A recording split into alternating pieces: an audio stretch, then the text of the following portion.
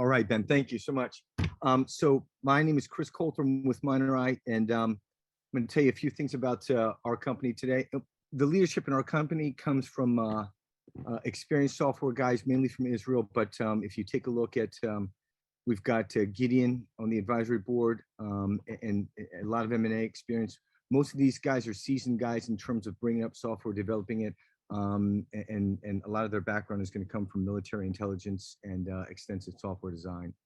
And most importantly, this is the gentleman that I'm a counterpart to, Yaniv, and Yaniv is the CEO and he's the founder. And Yaniv came to me about a year ago, and we had talked about the solution, and we'd kind of gone through with MinerEye. It's just one of these solutions that is in the market, and it's made exceptionally by just an exceptionally developed team. And the focus of ours is really it's understanding data structure and data management, especially for large scale migrations and complex environments. A little bit more about background with MinerEye is we were selected for the Tata Consultancy earlier this year, and that's in the financial services and insurance industry, as well as the F10 acceleration program, and that was in Zurich, and that was earlier this year as well. Prior to that, we were selected by Microsoft in mid-2020, and our solution's in the marketplace, the data tracker, and then something happened special last year that was relevant for something that we've been working on for about 4 years, and that was the issue of being able to migrate data between hybrid clouds environments in a Department of Defense environment or agency. And so when that happened, that actually is a key to the gateway of what they call well, they'd say the base of the future.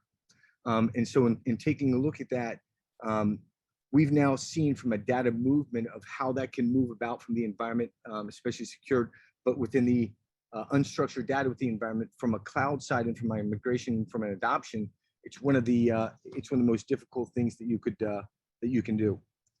Outside of that, so then we were selected with Decode Accelerate, and from there we've worked with some of the DoD and kind of developed, and we've made some partners and some friendships there. And we currently have a contract with Agile Defense, and we are a small prime on that, and that is the ITEST 3S Department of Defense software contract. You'll see it down there, and the expiration on that contract is 2027. So the ceiling on the DoD contract's roughly $12 billion. We're a prime on that, so we have access to that. We have the tool that really is the most important part of that, and that's the first tool in, and that's going in to structure all the unstructured data and do it at volumes and do it thoroughly to where from a migration and from a modernization, it's the very first step, and then you need a team and a process and a whole host of expertise and tools to get you to the respective cloud, and then obviously move forward with adopting cloud and then ultimately leveraging your data and moving to a data-centric type agency. MinerEye was funded by the European Union because it has that distinction, especially with some of the compliance in the GDPR. So from a global scale, everybody in all countries and all facets and all industries are going to have to face this issue of data management and data structure from where they are. And then moving forward, it's extremely important because if you can't see and you don't have your data structured, you can't protect what you can't see. And that is actually one of the reasons and main reasons for all the breaches that we've seen and will continue to see. It's one of those issues that's the last piece in. And if you can get that right, and from there, it's the first step in total transformation of cloud adoption for an agency like the Intel and certainly from like the Department of Defense.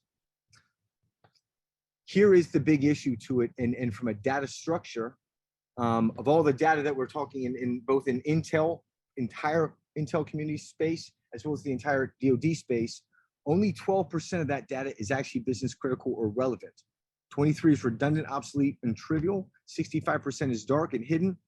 It's the rotten, obsolete, and trivial data that is so expensive and so devastating, to the tune of the global economies last year.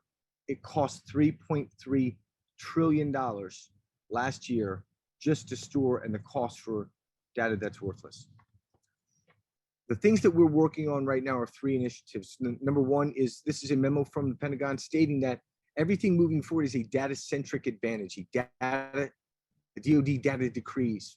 From where they sit right now to where they want to go to, and is that state, they're going to need someone with expertise, and they're going to need the right teams and tools, and there's no question about that. And MinerEye is one of those tools, and certainly the first one in. The next one we're working on is the state of Virginia just passed the Consumer Data Protection Act. And again, me being in the state of Virginia in 2023, January 1st, there are a lot of people in businesses with Virginia who have no idea what to do with themselves.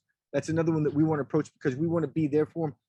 We want to be that company that saves them and helps them because they're in Virginia at no cost, and defer those payments to the end of the year, to where no small business, no school, no nothing will ever go without getting the help and the tools that they need. And then finally is the contract for the migration for the Central Intelligence Agency, which dropped in November of last year. It's a $30 billion, 15-year contract, and it is a hybrid model cloud, all clouds. And we are equipped to do that all the way through and actually do the migrations for them, do the scoping, do the planning, show them all the way so they can actually get to the cloud and begin to adopt and modernize. That's a lot more slides that I've got, but I see that I'm running out of time, so I'll kind of move fast. There's a couple important things here, and they're at the end. Number one is the catalyst is correct for the high impact solutions. You want to go to your, we're not going to make it. I'm going to finish up with honoring a guy who's retiring. Jim Hundo retired this week. Jim Hundo, I salute you, my friend. It's a real pleasure. Thank you for your service.